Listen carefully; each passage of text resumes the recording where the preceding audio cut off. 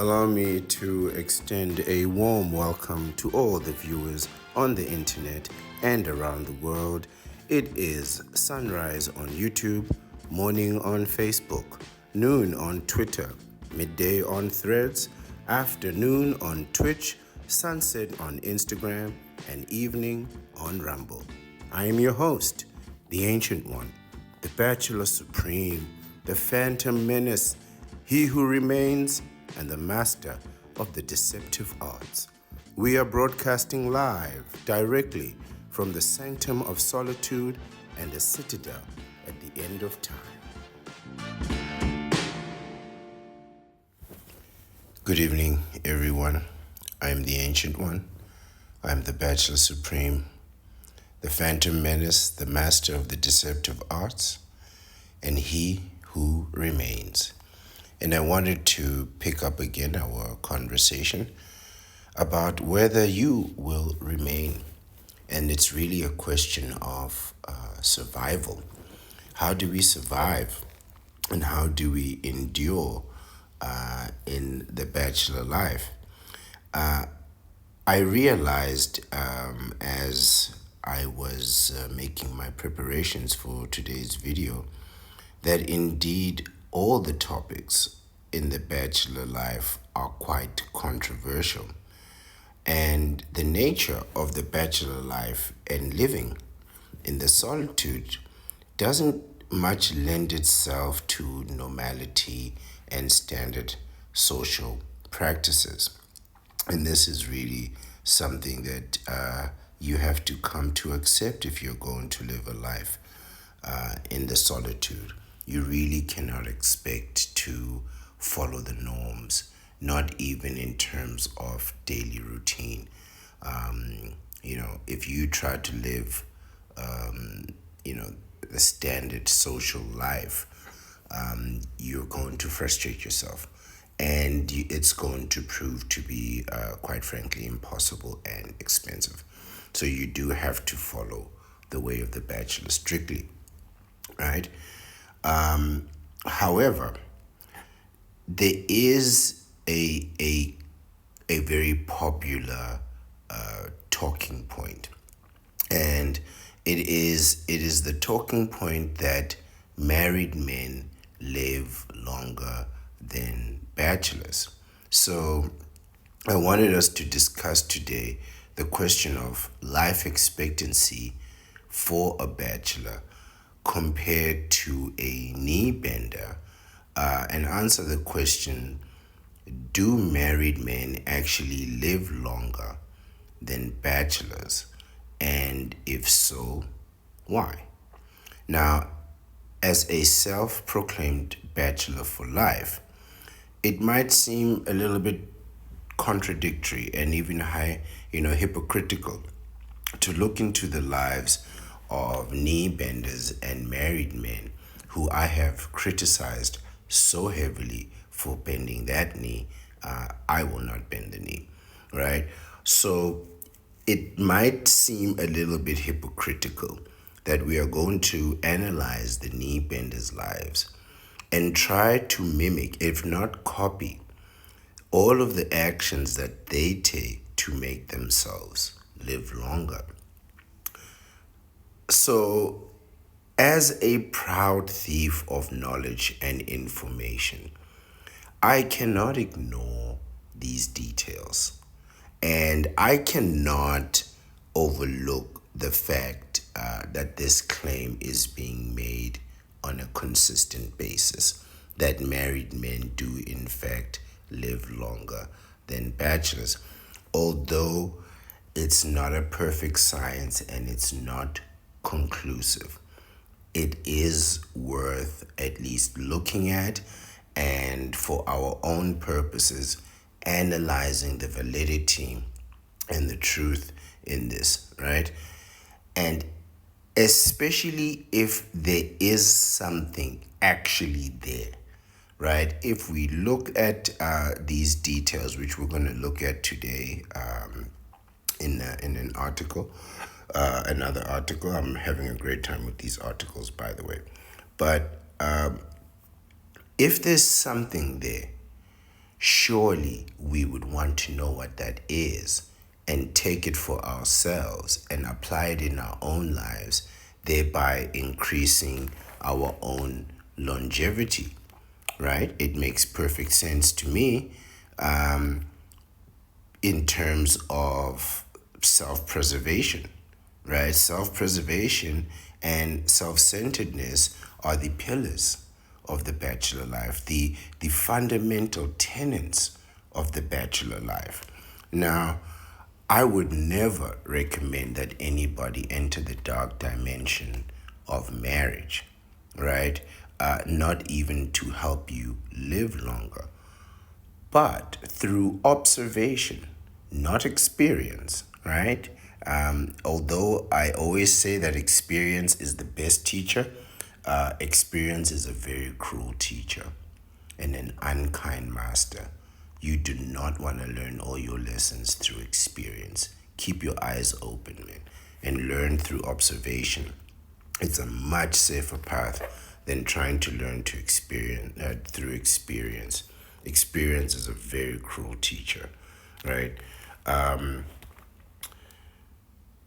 However, if there is something that you are doing that I can copy or mimic in my own life to extend that life and my life expectancy, then logically I need to know what that is, right?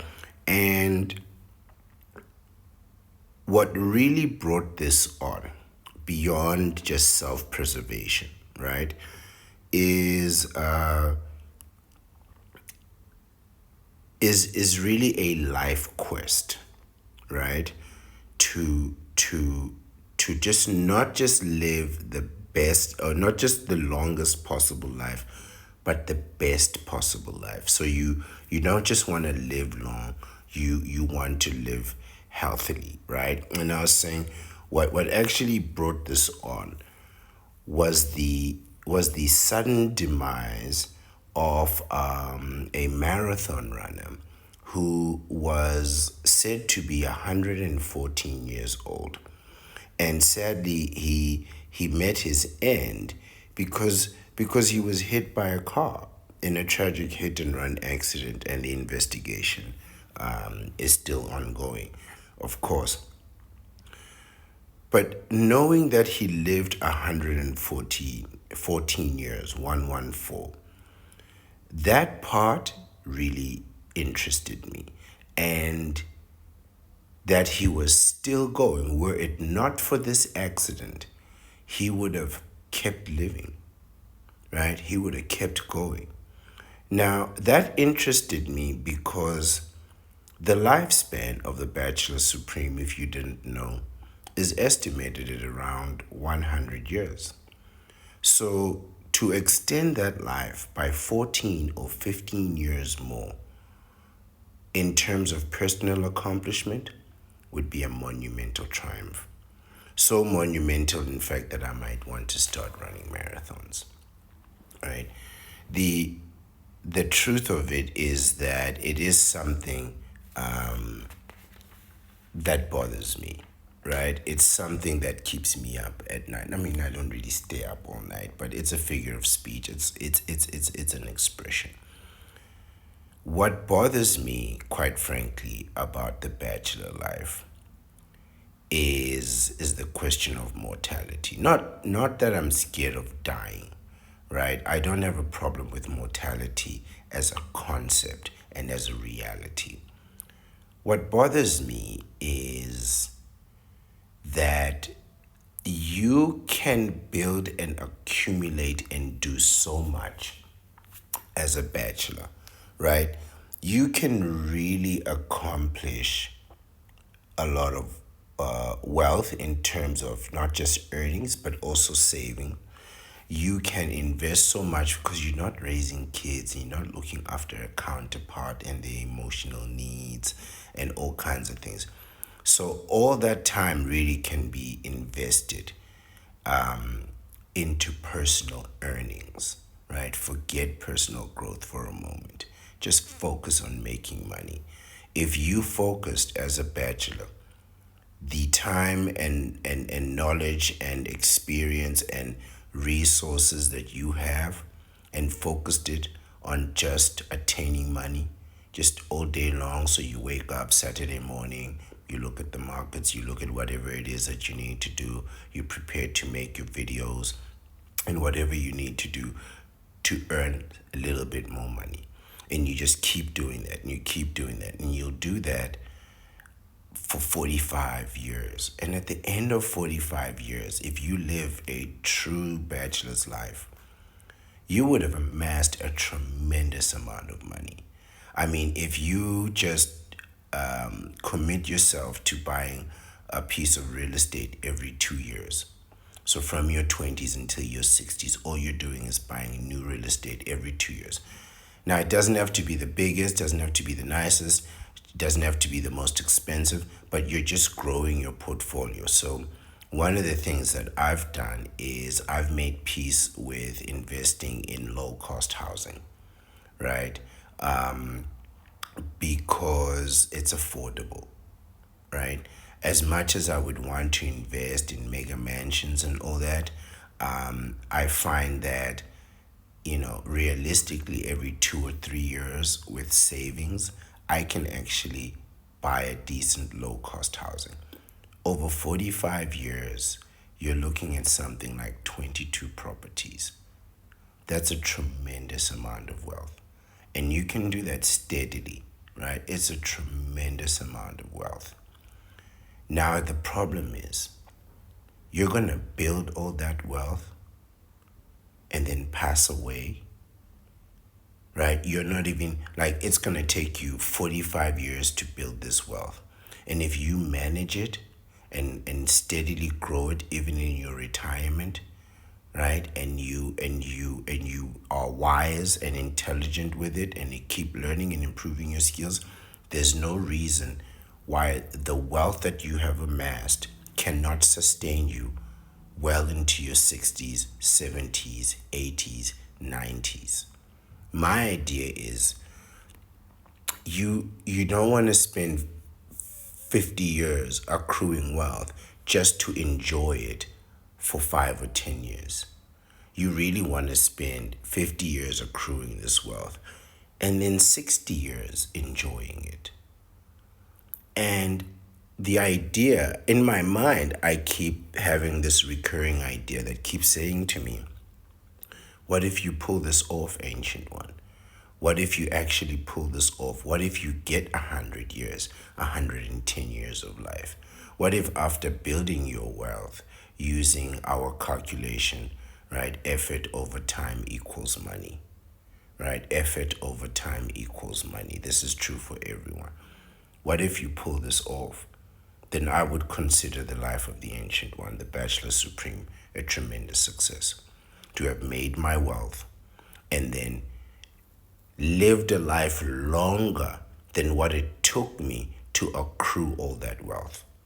So to give myself a full career until I'm 60, 65 years old and then retire and then still have a solid 50 years to enjoy the fruits of my labor and still be able to exercise daily and stay fit and have movement and mobility and options, real genuine options, long after my retirement.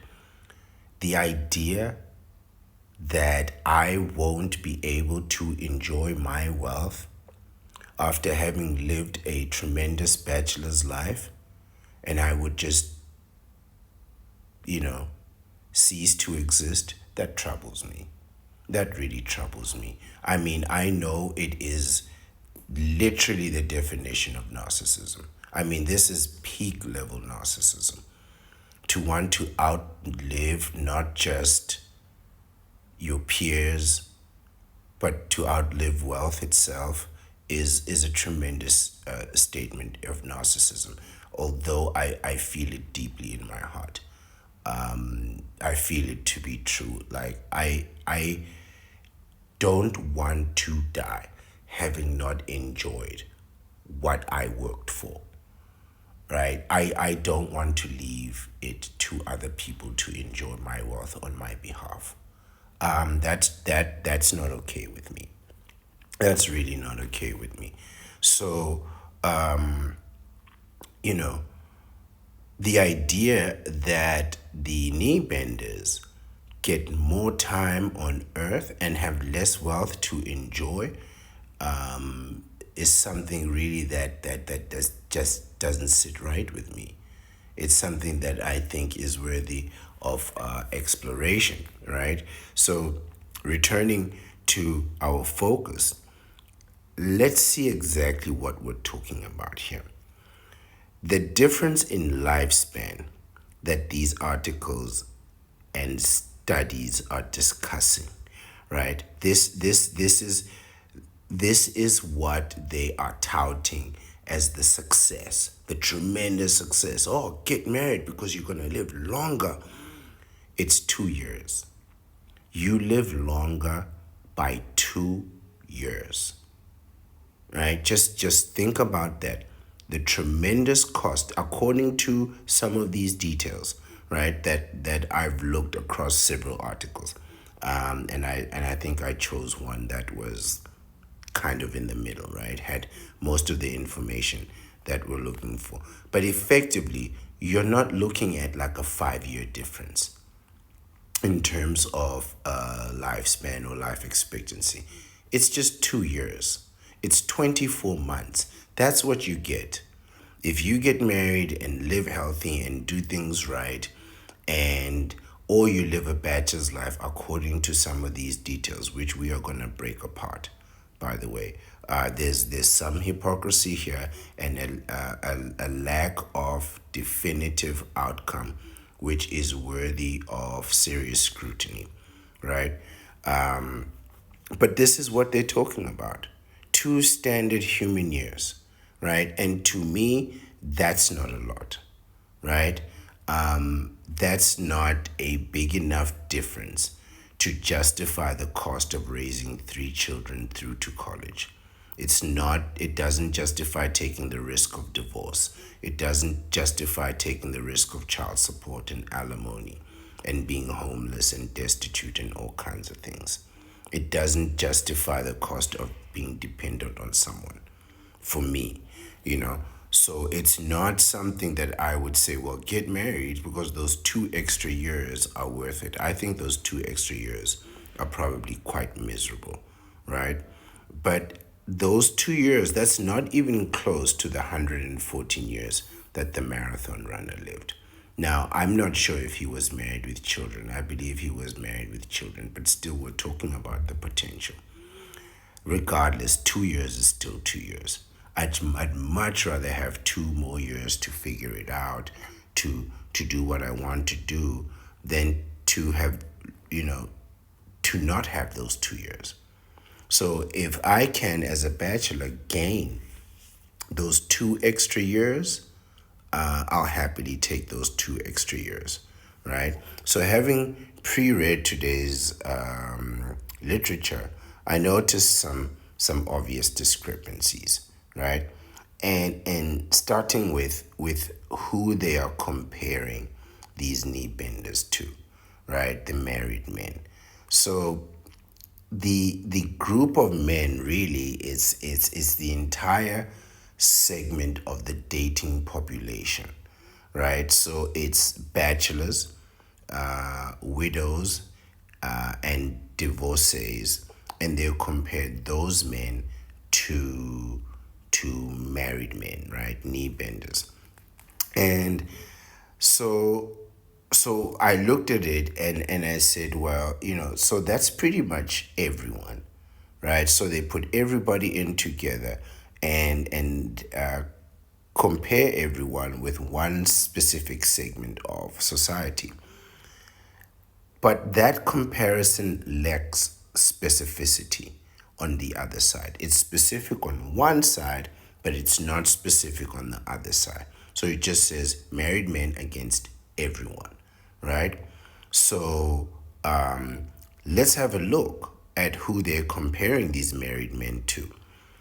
The first group, bachelors.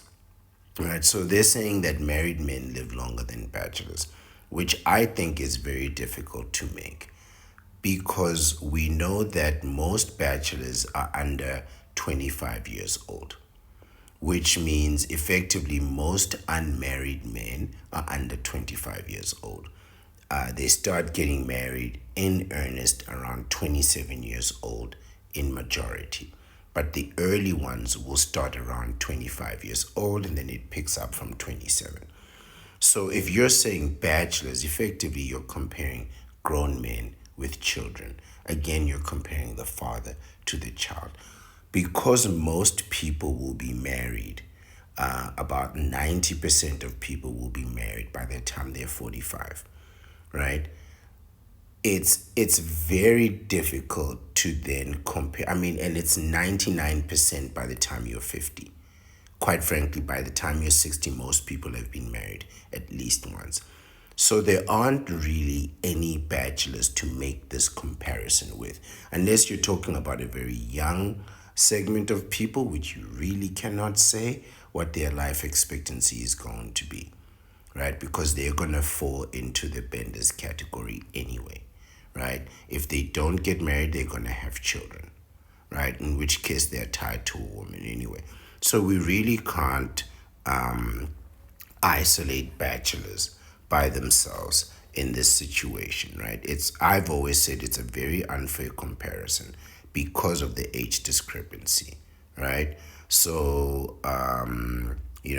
that one for me is just not fair because you're comparing pretty much men in their 40s and 50s with young boys who are still in their 20s, right? The other segment that they compared was widows. So these are much older men who, quite frankly, have lived most of their lives and are closer to their demise, and divorcees, which are also older men and mostly senior citizens, right? So those men are, quite frankly, near the end of the road, right? So, unless your wife dies young, being older, retired, alone, and without help will leave you in a desperate situation, right? So, this is more true if you are dependent or heavily dependent on your spouse, as dependent as they would be on you, right? So if and especially if you look at what happens to a man that gets divorced, right? So, your life gets ruined. And if you get divorced after retirement, you're really not recovering from that. And if you get divorced and, you have all your assets stripped away from you, all your resources stripped away from you, and you fall ill, really the chances of surviving that becomes much, much less. But this doesn't take away from the reality. So if you are a widow and you're divorced, chances are you're not going to live longer than a man whose wife hasn't passed away, so he still has that support structure, as well as who hasn't had all his assets stripped away from him, right? So your chances of surviving there are much higher. But in truth, divorce will destroy you, especially at an older and advanced age. Because now you're older with more expenses, less resources, and you're fighting the romance war, right? You're fighting the romance war, and these lawyers will run right through your pockets, you know. So survival estimations are low in these circumstances, right? So we're really not comparing lifelong bachelors to married men. We're comparing men who were in marriages, in relationships, got destroyed by those relationships, then came out of the relationship and then passed away, right? So it's really not fair to remove the relationship part of from these men, because you said they are widows and they are divorced. This is really who we're comparing them with here, right? Divorcees and widows. And you cannot remove the relationship part from the divorce. You can't say, well, he's single. No, he's divorced, which is not the same thing as being single your whole life. It's completely different when you've been single your whole life. And there is an institution that proves this, right?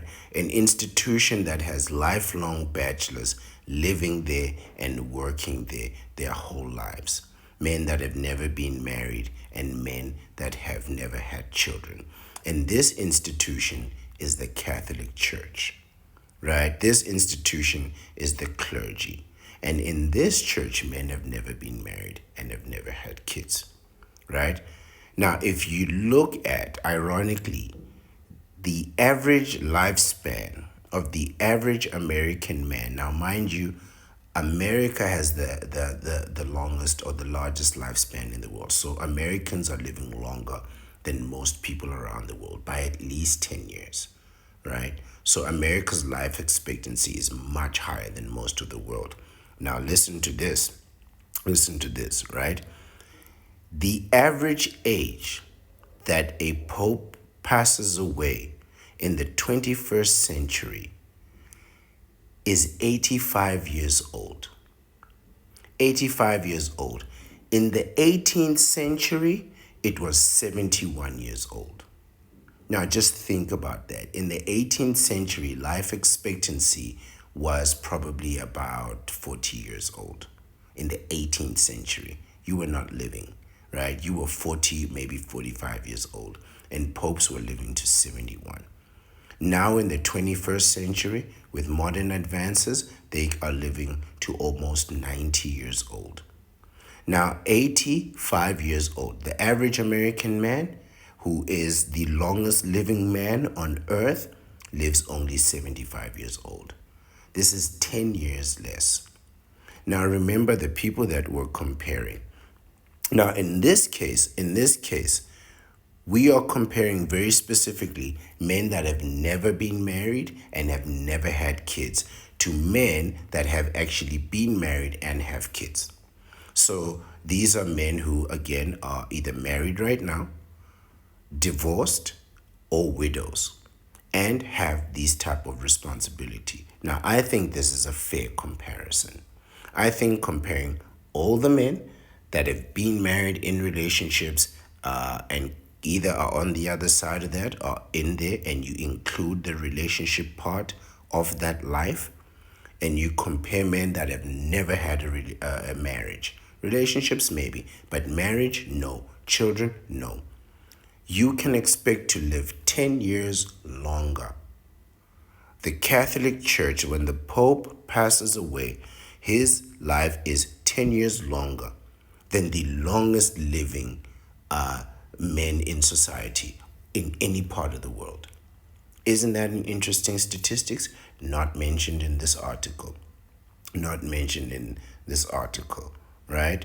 So one aspect that I can clearly see where married knee benders have over bachelors is when it comes to the matter of stability and lifestyle overall.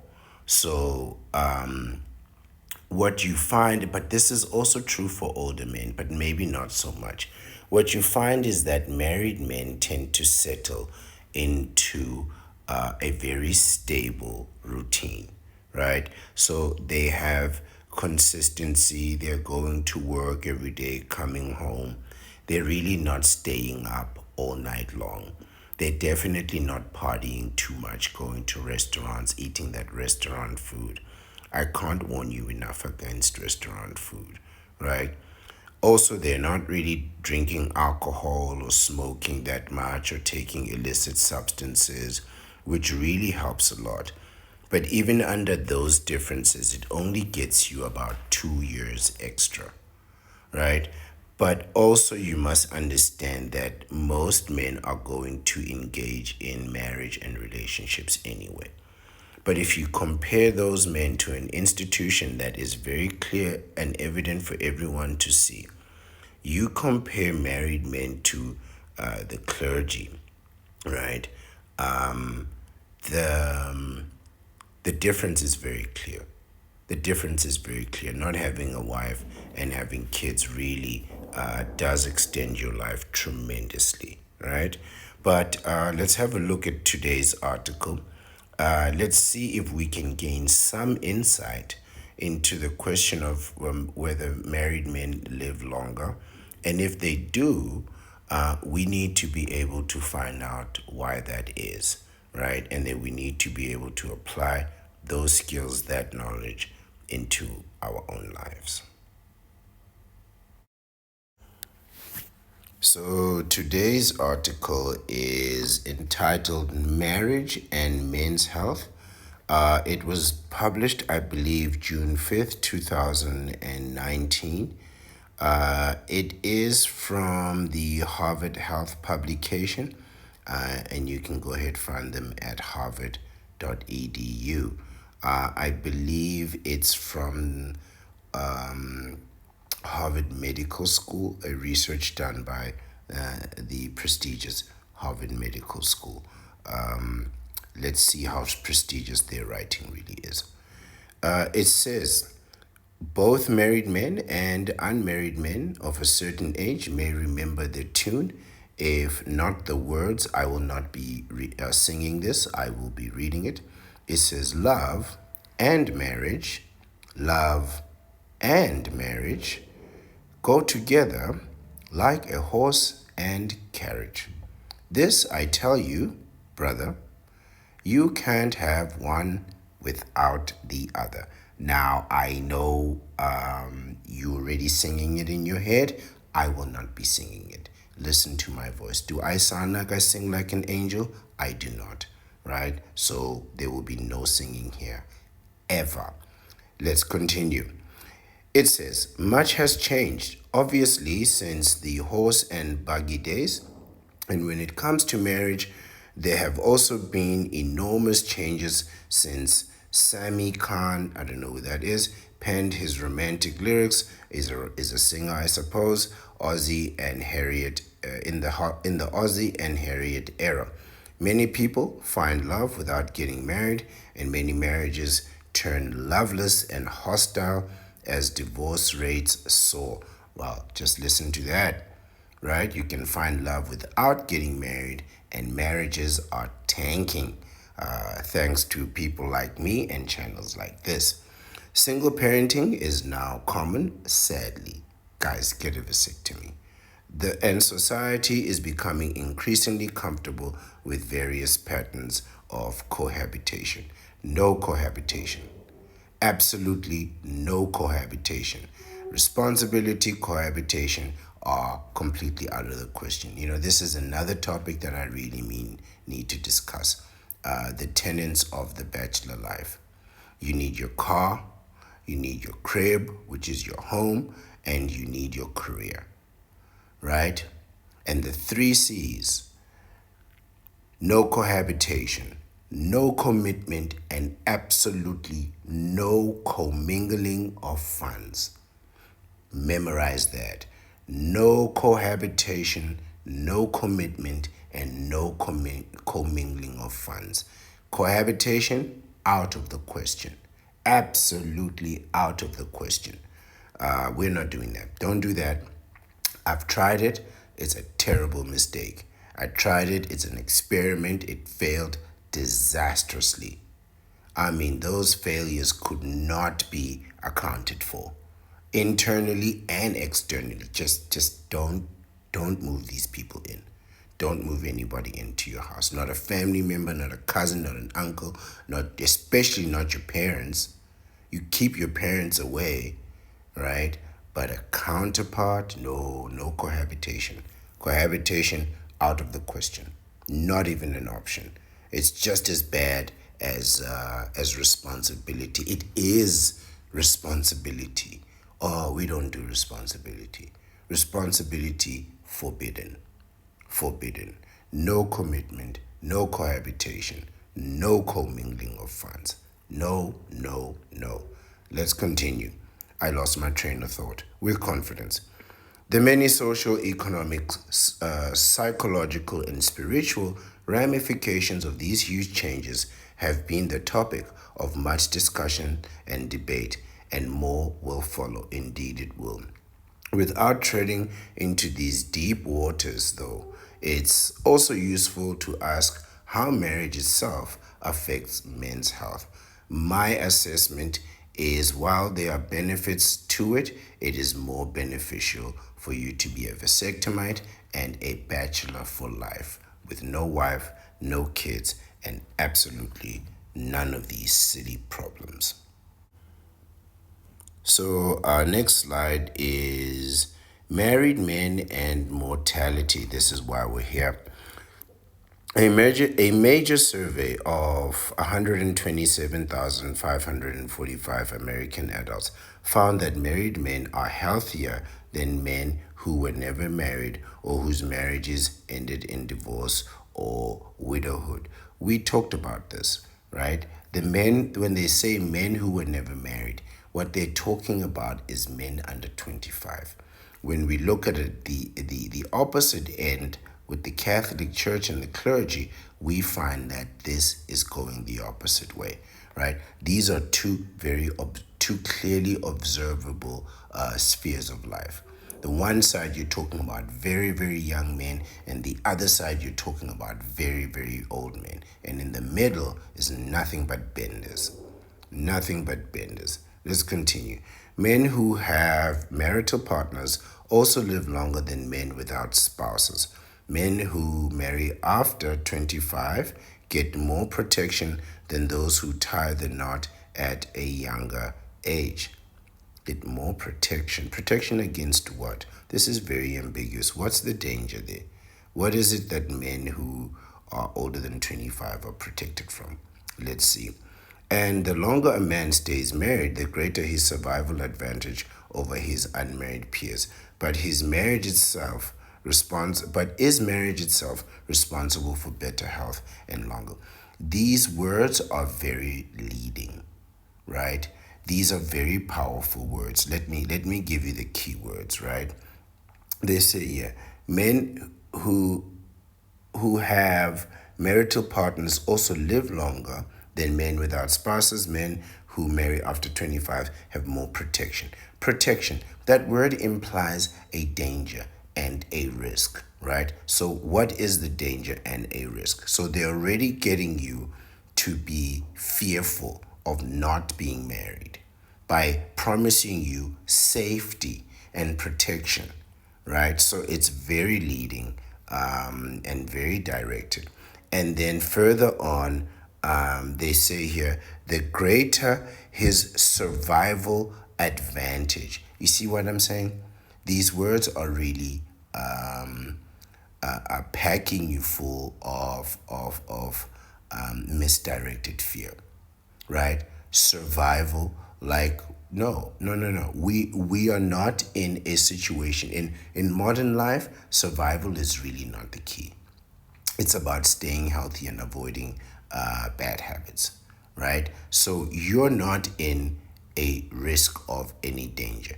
You are just merely trying to extend the quality of life through health, which is so far the only way that we have, right? It says here is survival advantage over his unmarried peers. Let's continue. But his marriage is self-responsible for better health and a longer life. Let's continue. Although it's hard to be sure. You see, after all of that, packing you full of fear, then they go in and say, well, we don't really know, right? They say we don't really know, when in fact we do know. There's the Catholic Church as an institution standing for hundreds of years by itself, and there is marriage as an institution, right? Dating, marriage, divorce, widowed, all of that standing there by its own. And the difference for me is at least very clear in this comparison. Marriage seems to deserve at least part of the credit, the article continues. Some have argued that self-selection would skew the result if healthy men are more likely to marry than men with health problems. So the assumption is that for you to get married, you are already healthy, which is not true. because your research shows that the reverse is true. Unhealthy men actually marry earlier and are less likely to divorce and are more likely to remarry following divorce, bereavement than healthy men.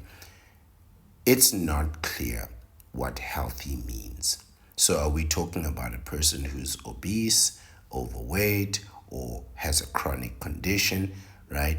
They don't really tell you what healthy means. They just say healthy and unhealthy, right? So you are now thinking, oh, well, there's a fit and strong and muscular guy, and there's a guy who is obese and unhealthy, and it's the obese and unhealthy man getting married. When in truth, it's 99% of society that gets married by the time they're 55. All of you are getting married.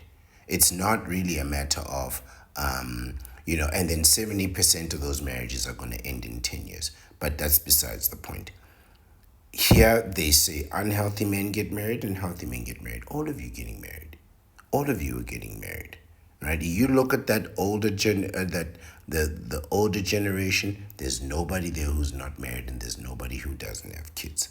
None of them, right? However, it also shows, it says here, that unhealthy men are more likely to remarry than healthy men. Again, how do you work out what health is? Let's continue. Another potential factor is loneliness. Let's say another unquantifiable factor, right? Because these are not quantifiable things. This was the problem that I have with this article, because I'm a person who's very much for the details. I would have happily have them give us statistics and tell us, a person with this much BMI or that much BMI gets married at this rate and that rate. But to say healthy and unhealthy is very vague. And the same is true here with loneliness. How do you quantify loneliness? How do you quantify that feeling? You can only say that, well, so many people in a survey said they feel lonely while others did not, right? But how do you take that feeling of loneliness and then put it in a bottle for everyone to see? It's very difficult, right? Anyway, another potential factor is loneliness. In the institution of marriage linked to Is the institution of marriage linked to better health, or is it simply a question of living with other people? Although studies vary, the answers seem to be a little bit of both. People living with unmarried partners tend to fare better than those living alone, but men living with their wives have the best results overall. This tends to be true in the earlier years of marriage, and not so true when the marriage collapses, right? So men in the early stage of in the honeymoon stages seem to be doing much better than men who are being put through the ringer of divorce. So I think that, and they also say, yeah, people living with unmarried partners tend to fare better than those living alone. So what they're saying is you enjoy living with your girlfriend before she gets pregnant, right? Before she gets pregnant, it's all fun and games, right? And then men who are married, and I believe this is in the early stages, are great. But men who get divorced, not so good. Not so good. And I always say, keep the end in mind, right? Keep the end in mind. It's all good in the beginning, but where is it all going in the end, right? But apparently, if you can pull this off, then you get 2 extra years of life. That's your reward. Numerous studies conducted over the past 150 years suggest that marriage is good for health. More recently, scientists have begun to understand why married men enjoy better health than their single, divorced, and widowed peers. Very vague. Again, this question of health. You enjoy more health. What does that mean? Do you lose more weight? Can you lift more? Can you run farther? Do you have more stamina? Right? Are you more athletic, more nimble? right, than the rest of us, right? I mean, what does that mean? So if all those things are true, then okay, right? So you are healthier and can run 10 kilometers faster than a divorced or a widowed man, perhaps, but not a single man, because all the single men are under 25. You're not outrunning a 25-year-old. You're crazy. But before we turn to the why, let's look at how marriage affects specific diseases, including America's leading killers, cardiovascular disease and cancer. Again, these, I believe, are conditions really associated with older men, right? There's not many 25-year-olds that suffer from cardiovascular disease or high blood pressure, right? So in that case, I believe we're really talking about people in their 30s, 40s, and perhaps 50s. But again, this is the largest married demographic of people, right? So when they make that comparison, and you look at younger men who are really where all the bachelors are, 99% of the bachelors are all under 25, right? Like 99%. So when they say, oh, comparing bachelors, I mean, where are you finding these bachelors?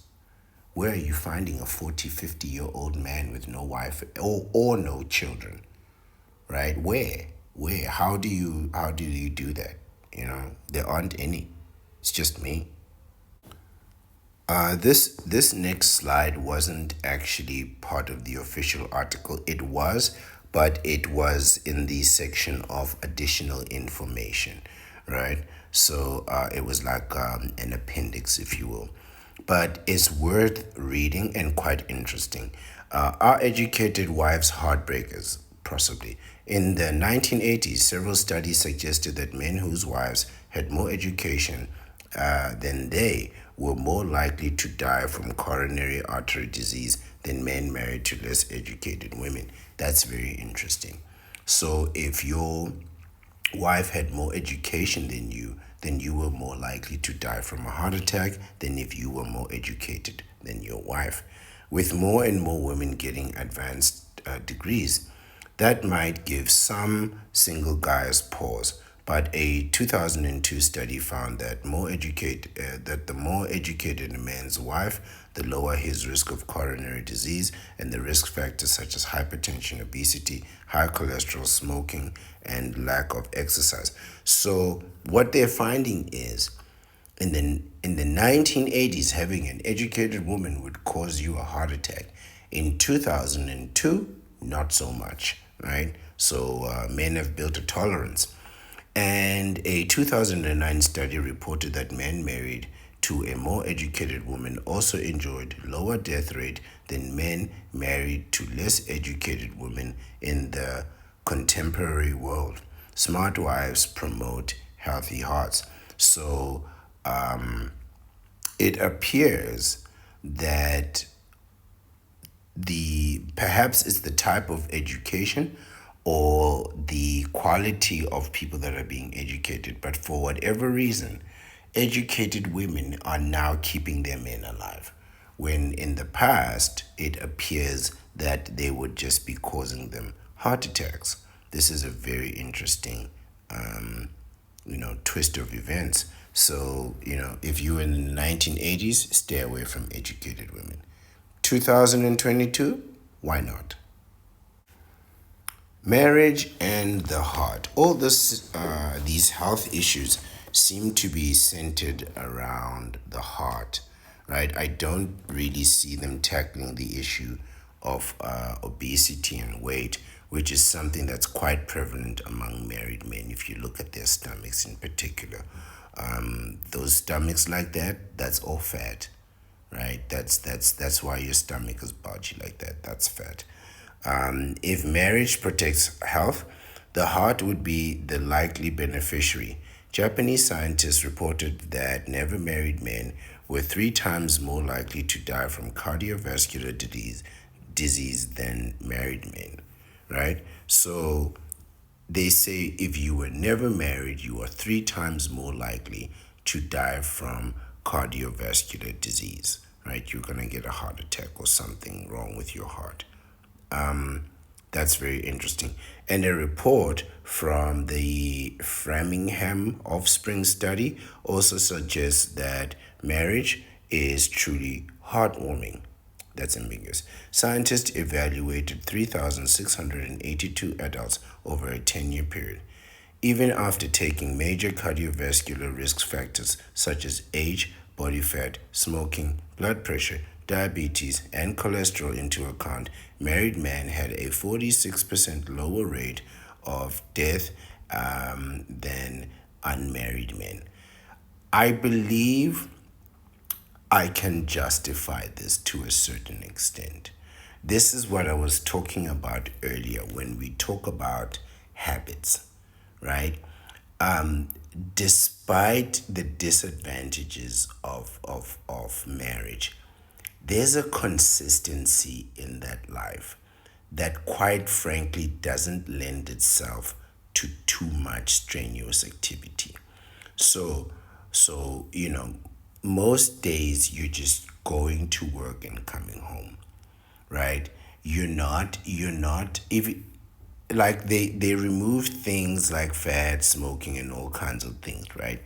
But the fact that you be staying up later at night, eating at awkward times, right? That really affects you. Like eating food at 2 o'clock in the morning or 12 o'clock at night is completely different than having your last meal at say 7 or 6 o'clock in the evening and going to bed 10 o'clock, 9 o'clock every night, every single night consistently, right? Those nights going out, those flights, those adventures, they really wear on you after a while. Whereas you find that married men are much more consistent in their lives, right? Which brings the need for excitement and all of that all the way down. Now, excitement sort of comes to a married man, right? So, like, your wife will tell you something, your kids will bring something to you, neighbors will bring up an issue. You might see something on the news that might affect your family dynamic, right? These things really come to you. Whereas in the bachelor life, you really have to extend yourself to go out and find these things. So if you really want somebody to come and be with you, you have to go get that person. You have to go pick them up, right? And that's a trip there and a trip back. That's a trip that a married man isn't making. If you really want to get to know somebody, you're planning dates really for strangers, right? And all the while he's living 10 years of marriage, you're living 10 years of dating. That 10 years can really weigh down on you, right? Which is really why I urge all bachelors to settle into their solitude. Just stay home, have the things that you really enjoy, and build a meaningful routine. That 90-day cycle that I'm talking about, where you just go home and you're not going out, you're not partying, you're not dating too much, you're not spending all night out there, you're not sleeping when the sun is out and out when the sun is down, you know, you're really maintaining a standard of normality. That really has a benefit. And it's something that I've seen that a lot of bachelors really abuse the freedom of time that they have to their own detriment. I say, sometimes that, you know, you can ruin your bachelor life by doing too much. You can experience all these things, but then you try to experience them all on the same day. And you'll ruin the experience of a bachelor life by overextending yourself. And although I'm inclined to disagree with this article, it's growing on me, and I'm starting to see the merits of where they're coming from. Like, in truth, a lot of bachelors have bad habits, and you eat out all the time.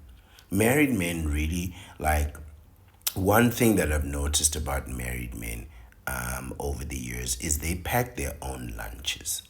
where bachelors might be inclined to eat at the restaurant or the cafeteria every day. And a married man will bring some packed lunches. Now, it's not always healthy stuff, but there's always a fruit or something in there to, and home prepared food is always better than restaurant food or cafeteria food. Like those things, 10 years of that, 15 years of cafeteria food, it will really wear on you. It will really, really, really wear on you.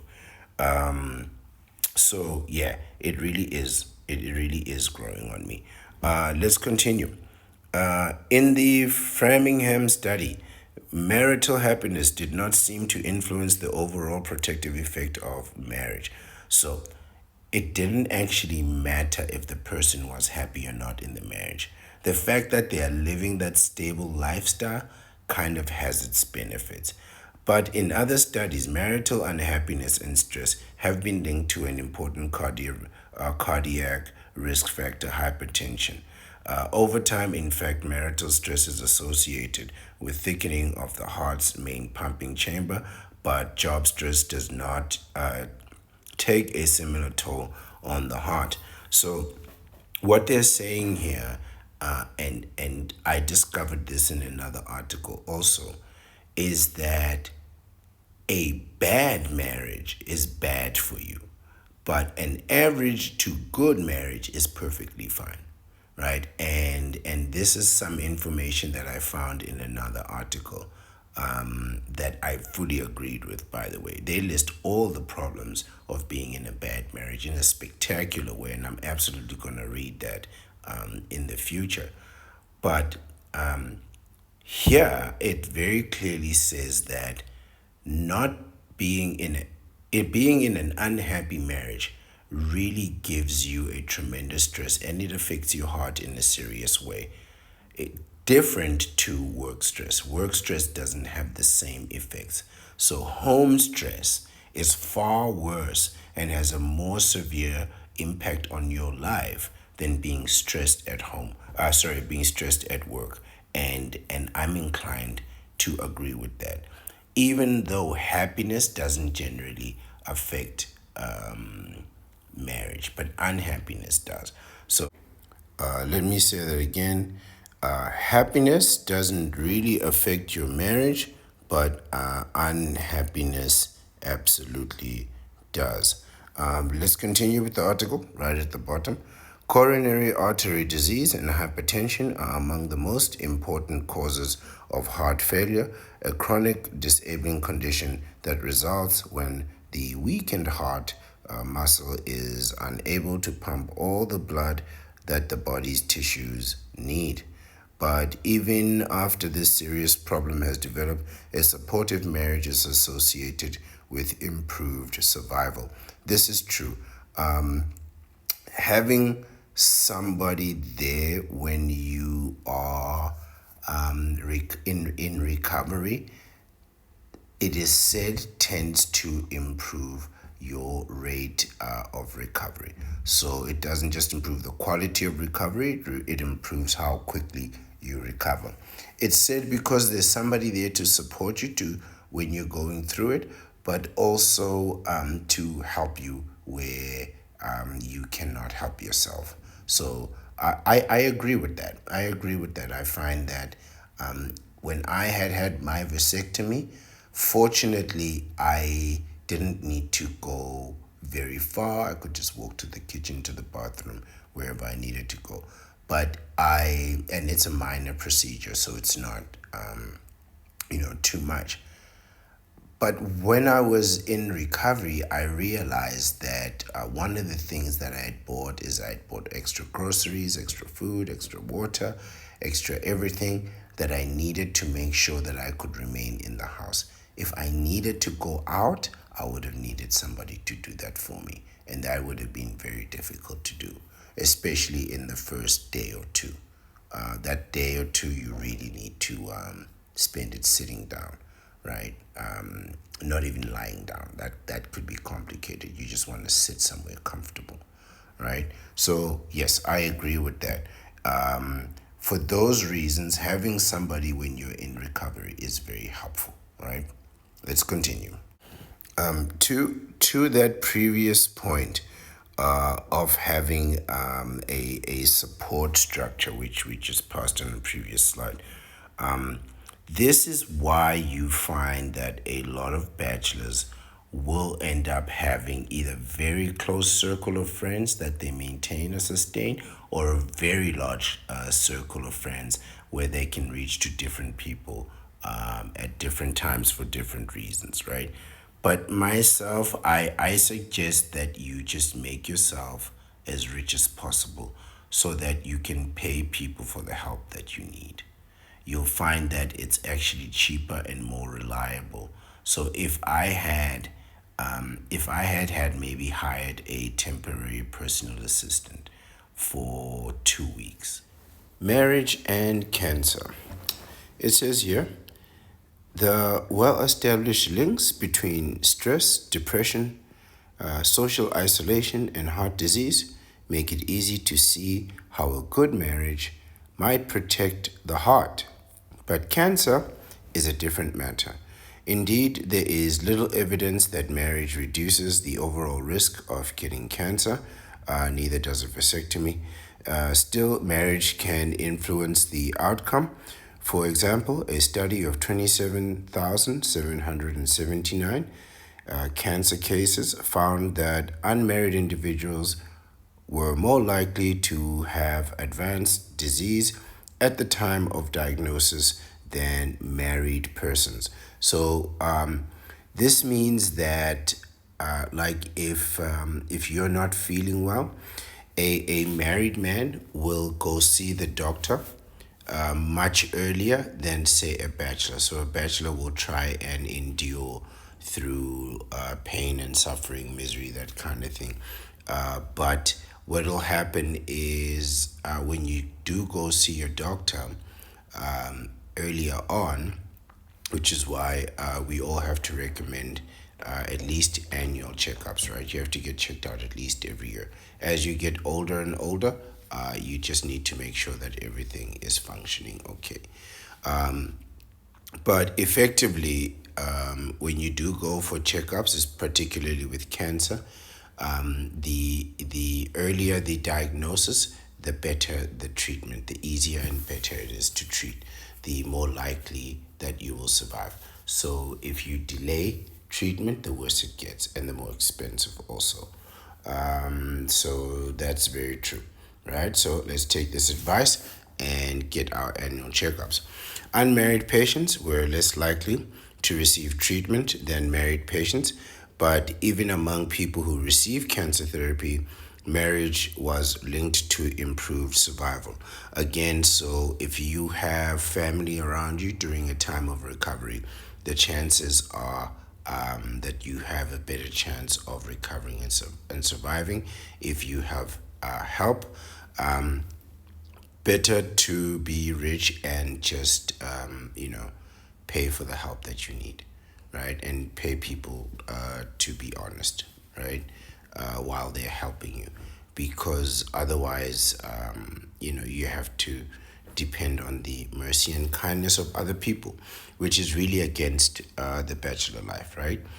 But in truth, you always need people to do the things that you cannot do, right? So if you cannot get them to do it, I don't know, out of duty and obligation, then you have to you have to pay them, right? You have to reward them somehow, and on this earth, money is the best reward. Patients who have intact marriages when cancer is diagnosed have better survival than patients who are separated at the time of diagnosis. So effectively, you don't want to get cancer during a divorce or something like that. That would be catastrophic. Having to go through chemotherapy and all kinds of things with the lawyers, that's a problem. Prostate cancer is a particular concern to men. Yes, it is. Guys, please go get your prostate checked.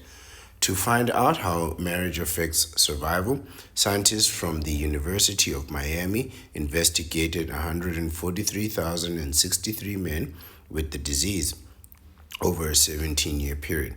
Married men survived far longer at a median of 69 months than separated and widowed patients who survived only 38 months. That's interesting. That's almost double the length of survival. Married men, almost 70 months, and separated or widowed, so that's divorced men also, I believe, that would be almost 40 months at 38 months. Men who had never married had an intermediate survival rate of 49 months, about 50 months. Research from Harvard and UCLA have identified similar survival benefits for married patients with bladder cancer, a predominantly male disease. So it's very clear here that divorce and separation from marriage is by far the worst outcome. So if you remain a bachelor for life, you still fare better than a man who was divorced. Wow, that's a very interesting take here, right? This is just based on cancer, but you can generally expand this to most of life, like you know the benefits that you derive from marriage, if if you compare them to the bachelor life where you're by yourself, and marriage may consist of 4 or 5 people, right, children and parents.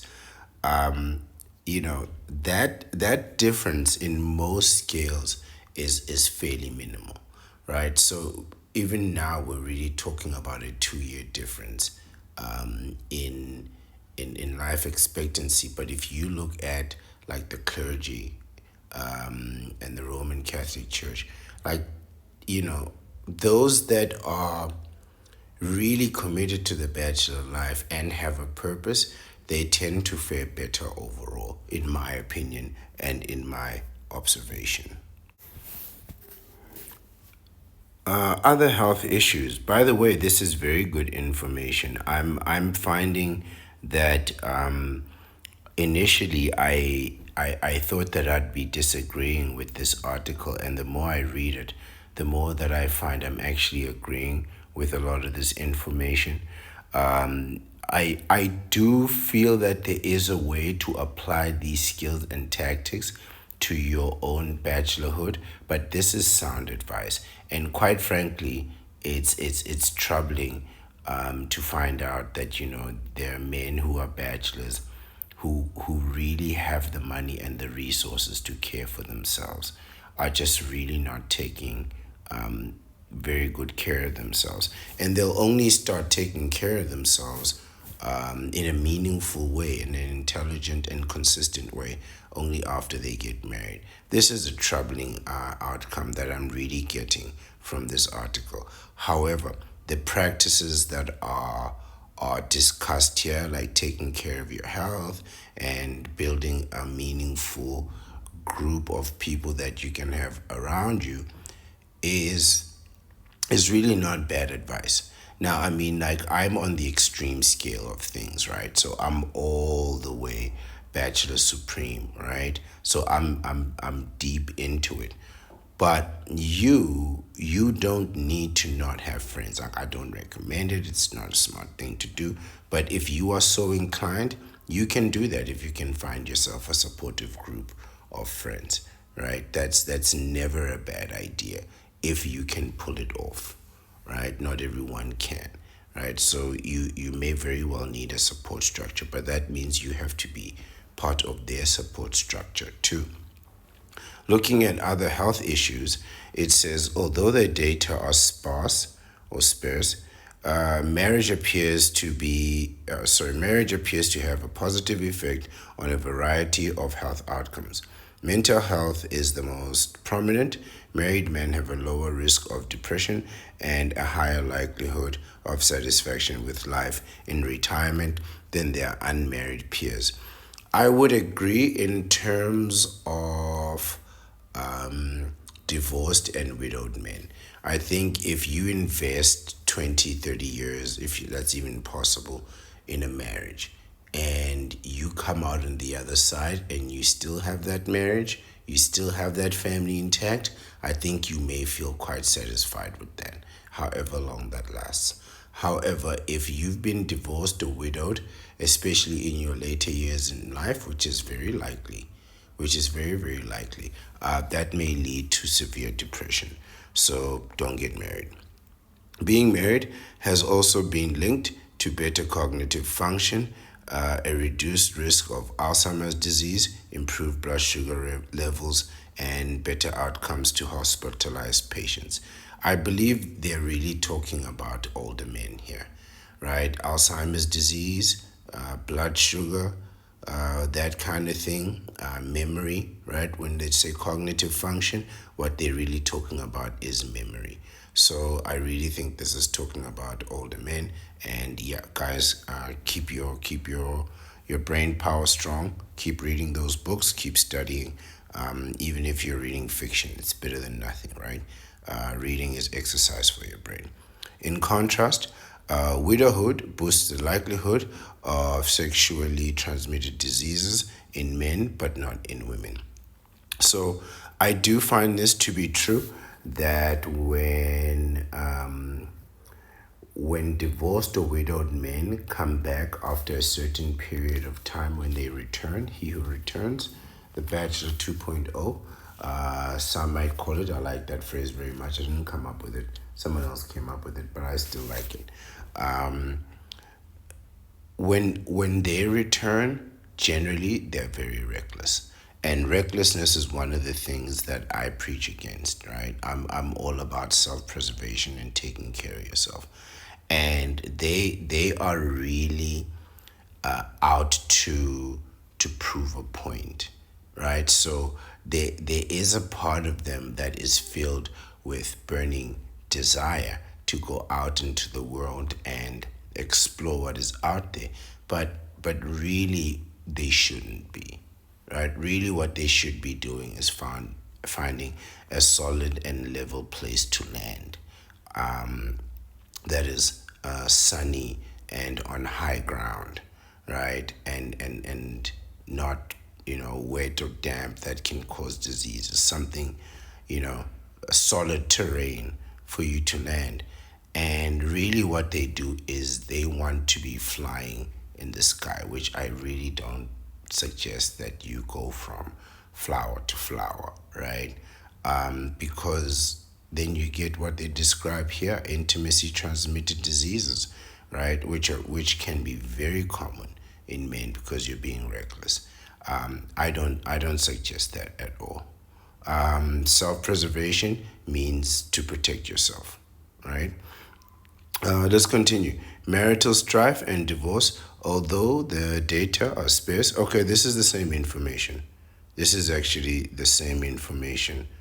Marriage appears to have. Yep, that's it. That's it. It's exactly the same information.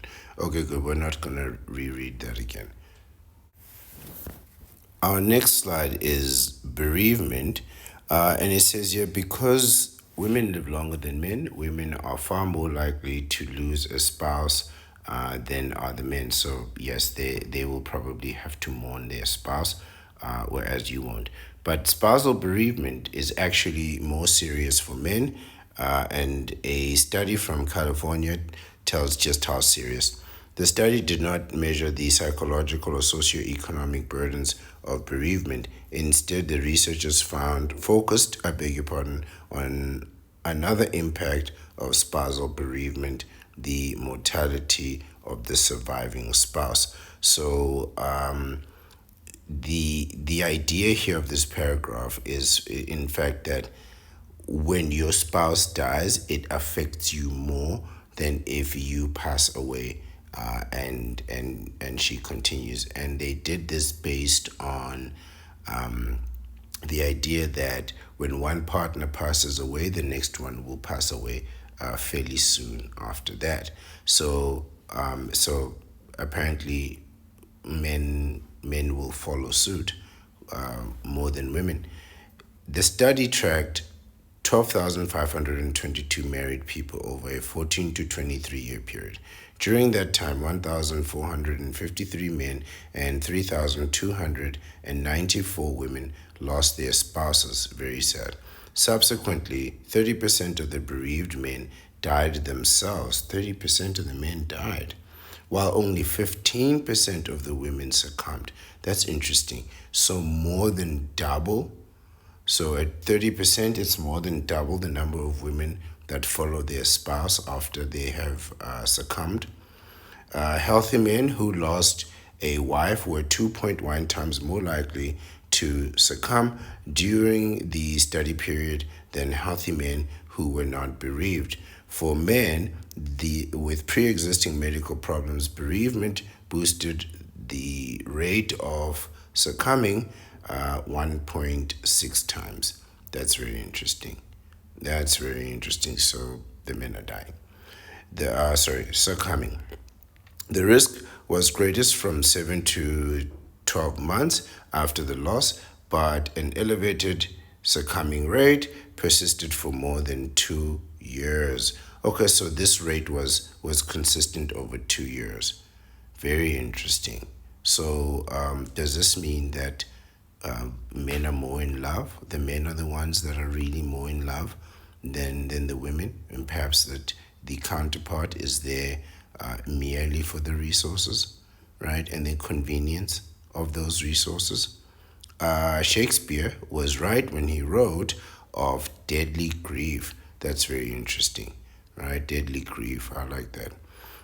Research from around the world confirms that the succumbing of a spouse increases the likelihood of illness and disability in the surviving spouse, and that men are more vulnerable than women. So, I think this follows suit to the previous information that men aren't really taking care of themselves, right? I don't mean in terms of fashion and style. I'm talking just strictly in terms of your health. Like it clearly indicates here that you're not prioritizing your health as well as you should. And the fact that when your spouse succumbs, and afterwards you are then riddled with illness and disability, is quite troubling, right? It's really quite troubling. It indicates that you, in the words of the prognosticator, you de-evolve. So men de-evolve in these circumstances, right? These are the prognosticators' words. Very wise man. Let's continue. One reason that widowers fare so poorly is that nutrition and other health habits deteriorate when men are on their own. Even a wife's hospitalization is hazardous to a husband's health. This is very true. This is something that I warn men about every single day, which is restaurant food. Restaurant food is very bad for you. As a person who is all about doing that work and doing it well, I do notice that married men tend to bring lunch in from home. So they'll grab something out of the fridge, something that was cooked. They'll have leftovers that were cooked the night before or whatever, which is, despite the fact that it's leftovers, it's still going to be relatively healthy if it's cooked at home, compared to when it's cooked in like a restaurant. You really cannot trust restaurant food. You really can't trust restaurant food. Now, I'm not specific to what kind of restaurant food. I think all of them are bad. The expensive ones, the cheap ones, they really add in extra oil, extra cream, extra butter, extra fat, extra sugar, extra salt, extra in a very compact meal. So they really pile on those calories, and those calories are very unhealthy for you. And what happens is when it's one of the things that men really say they want. They want a woman who can cook, and then the woman cooks and you become healthy. And then as soon as she's not there anymore, even when she's been hospitalized, you go back you go backwards because it's terrible. I mean, it's just a bad habit. It's really just laziness. There's absolutely no reason that you can't fry a piece of chicken or boil an egg for yourself, right? If you don't know what to do, just boil eggs. You'll be healthy just boiling an egg every day, you know, and then take it from there. But you really can't keep living on hospital food. Another factor is social isolation.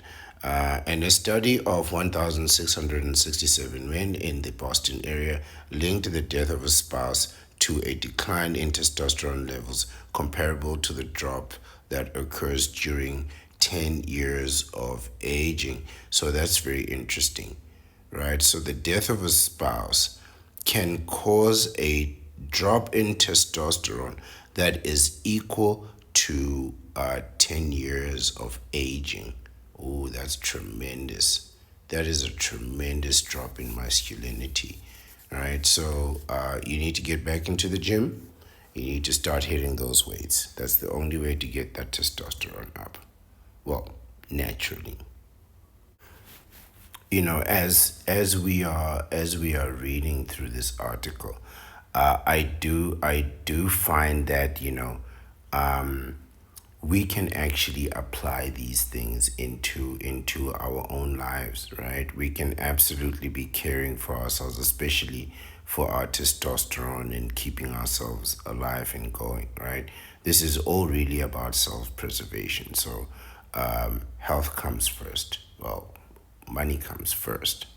Next is going to be health, right? You need to get your health right. You my suggestion in terms of like exercise and things like that is to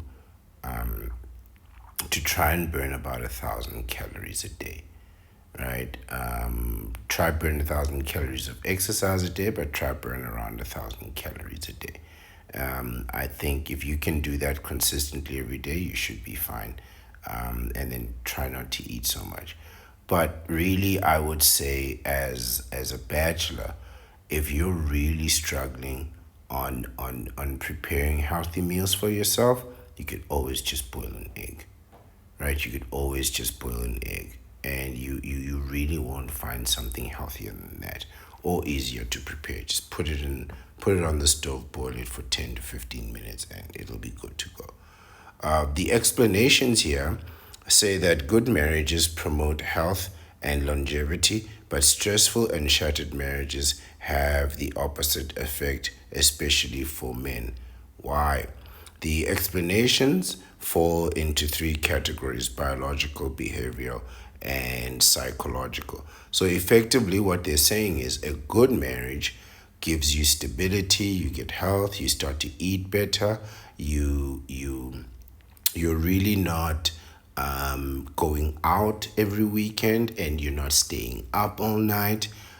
You actually, all of that actually makes perfect sense, right? It actually makes perfect sense in terms of how, even if you're not exercising every single day, the fact that you're sleeping at the right time, which is nighttime, which is the natural time for humanity to sleep, right? We're not meant to be up at night. And the proof of that is we can't see at night. We see perfectly during the day, we see nothing at night. So we're not meant to be out there just naturally, right? And so even our sleep patterns, right, and our best time of activity is during the day. So the fact that you are even sleeping every night on time, right, is going to promote good health. Like if you call a married man on a Saturday, any time on a Saturday morning, afternoon, Saturday evening, and you ask him where he is, 99% of the chance he's probably at home or with a relative doing, healthy things. So even if they do enjoy, this is something that you're gonna notice as you grow older. You're not really going out to nightclubs. So house party protocols, that's really what you're doing. You're celebrating at home. Even that, the fact that you don't have to go around picking up people everywhere and then driving to the destination and then going back picking up and dropping off all those people. That extra effort really can weigh you down. It's really not as simple as all that. Like, people sleep in the cars when you're dropping people off, right? So just the lifestyle without taking anything and leaving anything off will really hurt you, right? This is recklessness. It's the first thing that we preach against, right? Lack of discipline. And they prove that here in this article. So just the discipline of married men proves to be an advantage over the bachelors. It says here the biological explanations center on stress. Marital conflicts produce elevated levels of stress, hormones such as adrenaline, which raise blood pressure. So, yeah, if you're having a bad marriage and you're always screaming and fighting, your adrenaline is going to be through the roof, as well as your blood pressure. But on the other side, for us bachelors, is something we can learn here. For the bachelors who return at a later age from divorce or being widowed, I don't really talk that much about the widows because my priority is really focused on divorce, and I'm going to include the widows. We need those guys. We really need those guys in the bachelor life. Welcome, widows. Welcome. Um, for for those guys, I don't recommend doing the thrill seeking stuff, jumping out of the planes, the jet skis, the quad bikes, the motorcycles, all that adrenaline stuff. I suggest you leave that for after you've done your 2 years of monk mode. When you've been in the gym and you've been doing your cardio, you've been hitting your weights, and your heart rate has stabilized. So your heart can rise up and you can be level headed at the same time.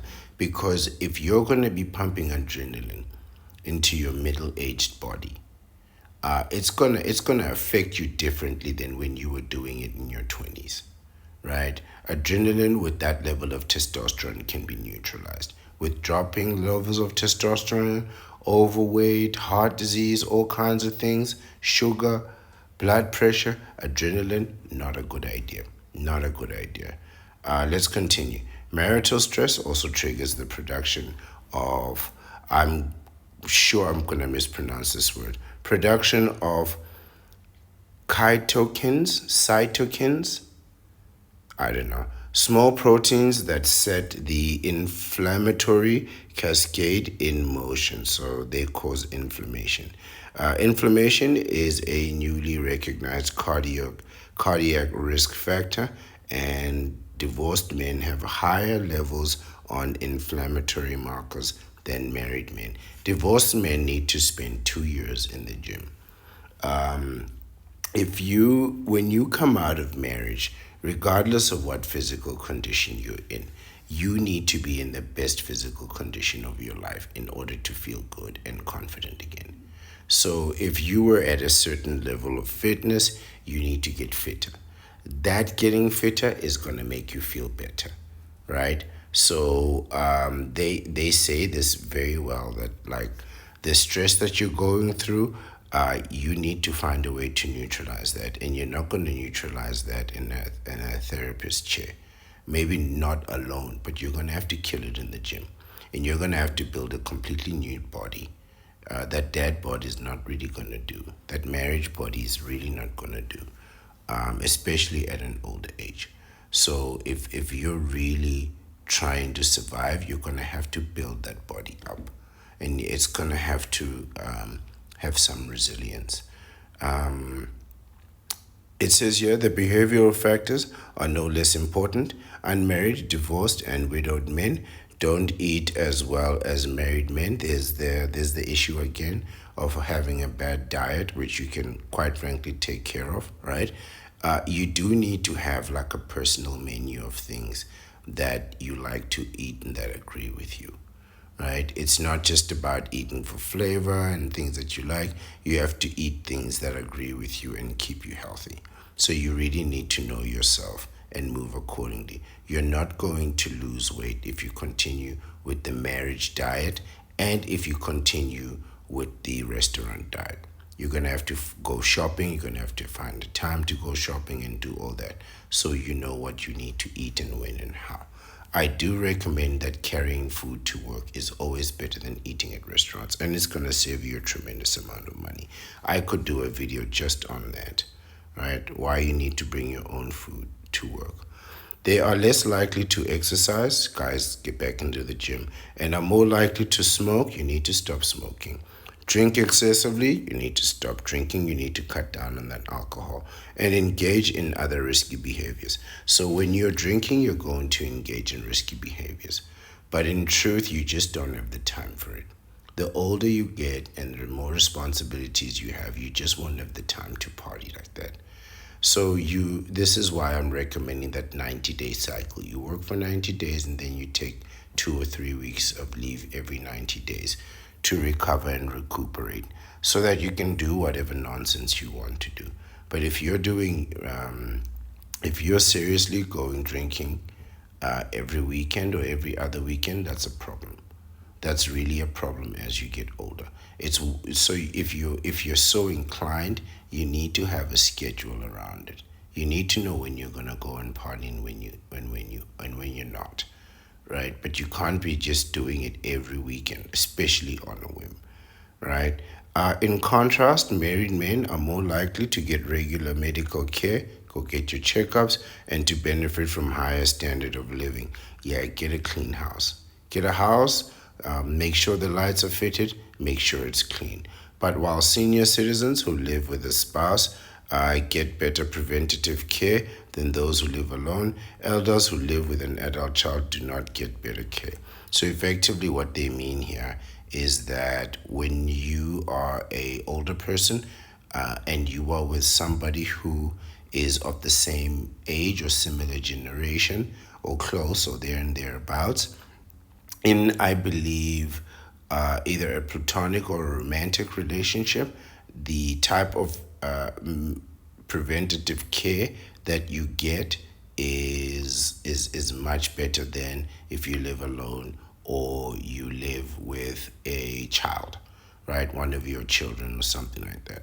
So this implies that relationships are actually beneficial for older people, right? So, or you could just take care of your health yourself and go get checkups every year. I suggest the checkups, right? So this is not worth what you're gonna go through in a relationship, not at all.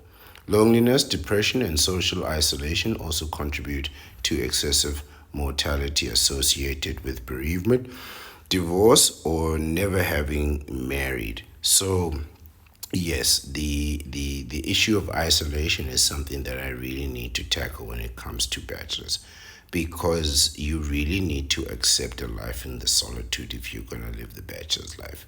You really need to make peace with that because if you're going to be, there's no point in being a bachelor and being miserable about it. There's no point in being unhappy as a bachelor. And I find that a lot of men are dissatisfied living in the solitude.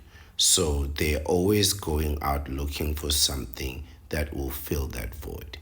And in truth, if you have that void to begin with, you can't ask someone to fill the emptiness in your heart. You really can't put that pressure on somebody else.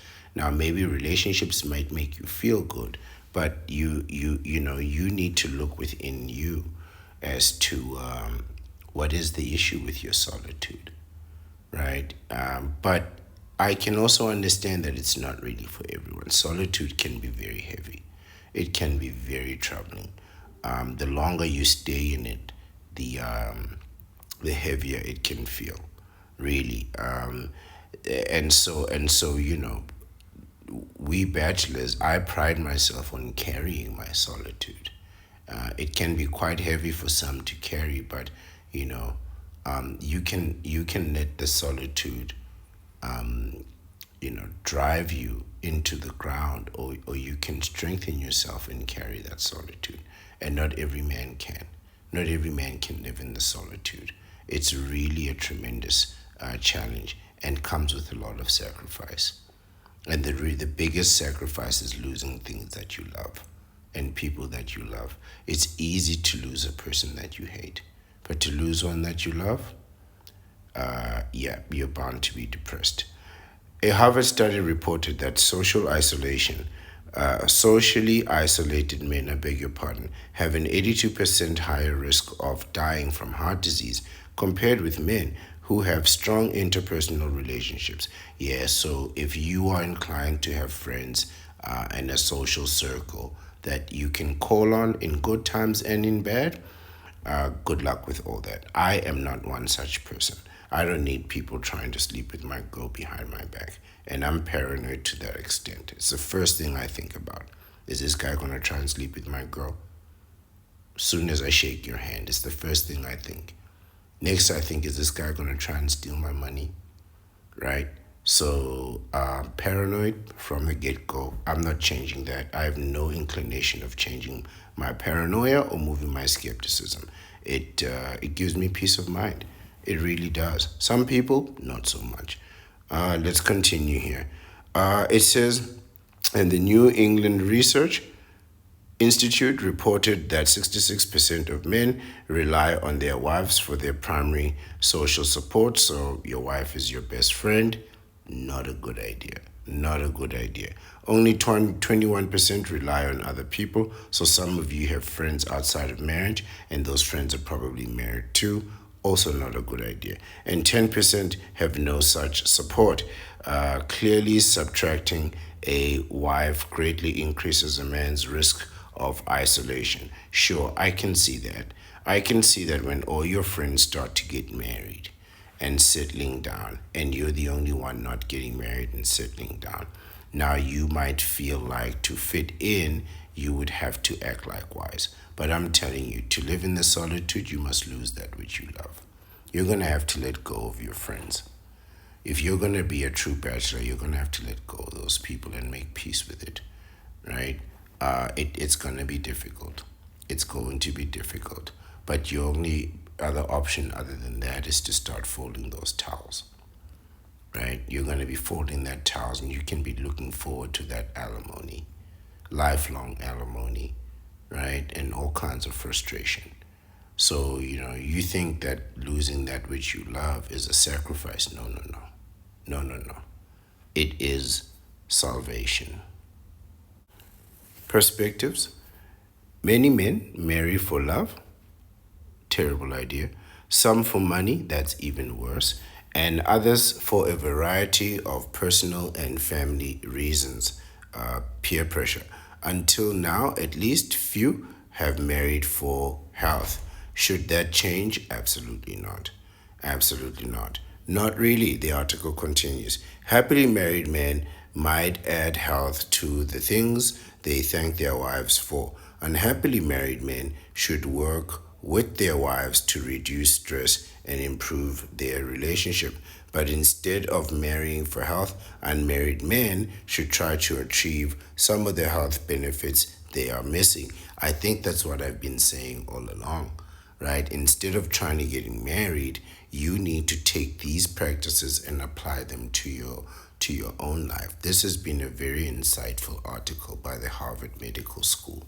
I've really picked up a lot from this, and I came in here trying to disagree with people. I was going out of my way to disprove the intellects and the academics at Harvard. But instead, what they've done is really take my own words and throw them back in my face. And I say it all the time. Your words are gonna come back to you. That's why I hide my face, because these words, words always come back to you. They always come back to you. But like they do, right? So now their words are returning back to them. They don't recommend marrying just for health. They recommend just being healthy and living a stable and calm and normal lifestyle, right? Just live the way your parents lived. Just come home every day, and continue. It doesn't bode itself well. It doesn't sound like sitting at home watching TV and de-stressing, that kind of thing. It doesn't really sound like a healthy lifestyle, because people recommend an active lifestyle, but they recommend, when they say active lifestyle, they mean exercise, activity, things you act on or act in. What they don't mean is staying up all night, and dancing does not qualify as exercise, right? It continues. Um, I'm just going to pick up from here. But instead of marrying for health, unmarried men should try to achieve some of the health benefits they are missing. I just read that. That means making wise choices, wisdom about diet. Guys, please eat healthy. Please eat healthy and don't overeat. Exercise, work out every day, get that cardio in every single day. Alcohol, you need to cut out that alcohol. And other health benefits. You're going to make a lot of mistakes on alcohol, right? And I know there are some bachelors that really do enjoy a good drink every once in a while, and it's not a problem. But on the day that it does become a problem, it's going to become a serious problem, right? You're really not going to be able to control yourself or your body under alcohol. Now, I'm not saying that you shouldn't drink or that there aren't any benefits to it. Myself, I would happily get you drunk. I will happily give you more alcohol than your body and system can manage. But I wouldn't recommend it for myself. So I don't recommend it for bachelors. I mean, there are many things that you can try in the world that, there are illicit substances that I really could be warning you about. But in my opinion, alcohol is at the top of it. Alcohol is at the top of it. It's tremendously powerful. Man, it's truth serum, right? If you're trying to maintain deception and you drink alcohol, your deception is going to be out of the window. You'll be telling everyone that you're the Bachelor Supreme. You'll be telling everyone that you're the Ancient One. And you'll be so proud of all the videos you've done. You'll tell people to look at your videos because you lost your mind when you promised your audience that anonymity would be your ally, right? Your secrets are all going to come right out with alcohol. Be careful with that thing, man. Be careful, right? It means seeing your doctor, even if you don't have a wife, to drag you in, and it means seeking ways to reduce stress and build social ties and mutually supportive relationship. The article says. It continues. None of this will earn marital deduction of your 1040 form. I don't know what that is, but it will improve your health. Yeah, that reference kind of threw me off at the bottom there. Right, not gonna bother with that for too long. But effectively, you need to go see your doctor once a year. You need to see your dentist every time there's a cavity. Take care of your teeth, right? Get a smile. You need glasses. You're really gonna need glasses as you get older. Get something stylish, get two or three of them, different styles, different frames, indoor, outdoor, that kind of situation. Only you know what you need. You need to be seeing your doctor for checkups, right? You need to make sure that the system is functioning well, especially when you start feeling unwell. As soon as you feel unwell, go to the pharmacist, see if they can prescribe something. If that doesn't work, go straight to the doctor. I always go to the pharmacist, right? If especially if I'm coming up with a flu or something, and I'll describe it to the pharmacist and he'll give me something. If that doesn't work, then I'm going straight to the doctor. But my pharmacist is always my first choice because I'm going to end up taking medicine anyway, and I think I have a fairly good pharmacist. But in serious situations, I'm absolutely going to the doctor. And you need to do that too, right? You really need to take care of your health, and it really starts with what you eat. So, as much as I wanted to disagree with this lovely, lovely article, I'm finding myself really supporting everything they say, right? It's all about self preservation. And if the married men are doing this and it's keeping them alive, living a stable life, right? Keeping themselves safe, going to places that are well lit where you can see what's in front of you and behind you, places where you can hear what's going on, right? Places where if suddenly there's a smell of fire or anything untoward, your senses will give you an advantage, especially when you get older, right? You really need a new strategy with which to face the world. And part of that comes with letting go of places that you used to go, right? And doing things that you're not doing anymore, right? You just tell them. I told my, uh, you know, my friends knee benders when I met them, and they recommended that we do something youthful and fun. I just told the men, look, this is a young man's game, and I've already played that game, and I won some and I lost some, right? And I'm happy to let it go. Let the young men have that. Especially once you hit 30, man, it's time to let go of some of these things and start to prioritize your health, right? And your stability. You need to make home a place that you go to all the time, and you need to make it a place where you try to arrive before the sun sets. Now, I'm not saying that you can't go out after, but I'm saying you cannot. You have to have a home time. You have to have a time to say, well, I'll be home by this time, right? I'll be in bed by this time. But you have to have a home time, man. You really need to be disciplined, and you need to be taking lunch to work, right? So make your sandwich, make whatever you need, and then take that to work.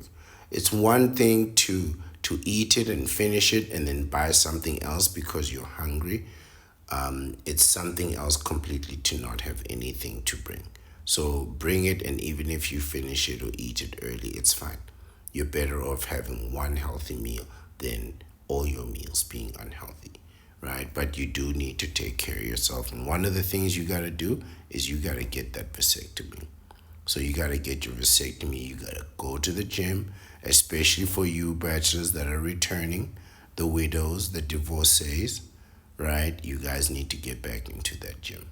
You need to not just to look good, but you need to get your health well, and you can, right? It'll take some time, but you need to be healthy.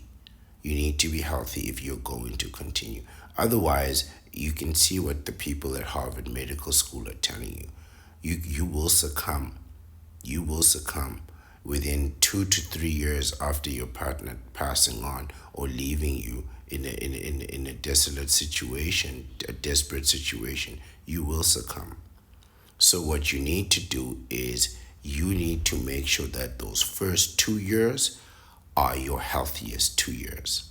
And then after that, you will have resilience, right? You will have resilience to endure and then get a vasectomy, right? Get that vasectomy, get your power back, protect your seed, protect your solitude, protect your commitment, and stay on the right side of this game.